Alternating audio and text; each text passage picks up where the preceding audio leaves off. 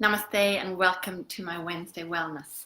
So today we're talking about rituals and habits. What's the difference between them? Which one is more important for well-being? So the difference between habits and rituals is pretty straightforward. It's the level of consciousness that you bring to it. So habits are things we do generally every day, and they're pretty ingrained in our daily routines.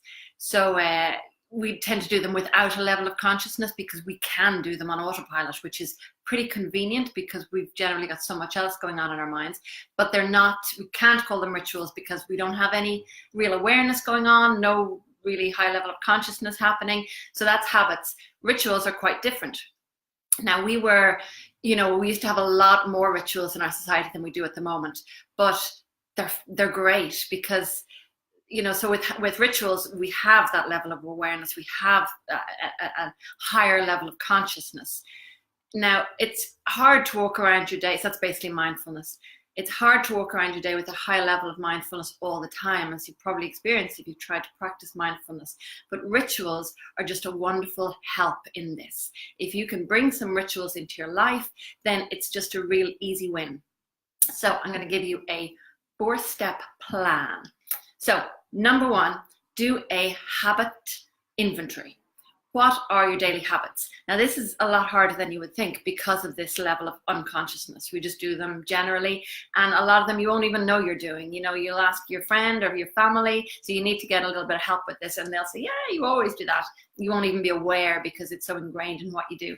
So the first thing is a habit inventory. This is really useful as well because it's kind of a well-being inventory. It's kind of telling you what are the things you do and what impact they're having on your day and your well-being. So a habit inventory. What do you do, every day or on a regular basis? That's number 1. Number 2 is choose one habit that you can ritualize, okay? Now we're not talking about anything too crazy here, no animal sacrifices, but one habit that you can ritualize. It can be anything, from brushing your teeth to leaving the house, to your morning shower, to how you interact with your family. It can be anything. So just pick one thing that you feel, yeah, okay, let's try that. So then what do? You prepare the environment, first of all. So I would recommend even doing this sort of the night before. So you're preparing sort of almost sacred space, both mentally and physically, for this new ritual. So say it's leaving the house. You want to make leaving the house a bit more ritual. You don't have to tell everybody you're doing this. It's just you and your own intentionality that's really involved here. But if you've decided you want to leave the house with, and make a ritual of that, so you would prepare the environment, you would have everything you need, you could have my oils beside the door just to make that, to take your one mindful breath before leaving. Should make the environment pleasant, so that you can do it and you'll have that awareness and you won't be just leaving on autopilot as you usually do. Or if it's any kind of mindfulness practice for the morning, lay out your mat the night before, set up the scene the night before. So number 3 is prepare. So you need to prepare both the environment and time. So you need to schedule if the ritual is something like you want to have some meaningful connection with somebody in your life on a regular basis, you need to schedule that, to make the space and the time for that to happen. And then number 4 is to arrive with intentionality, so that you're arriving full of intention, full of consciousness. Again, gratitude is such a great little life hack, that you arrive with that awareness, and that's really what makes it a ritual. So again, I really recommend one mindful breath because I just think that's really powerful. It takes one breath long, and it just makes you arrive in the moment.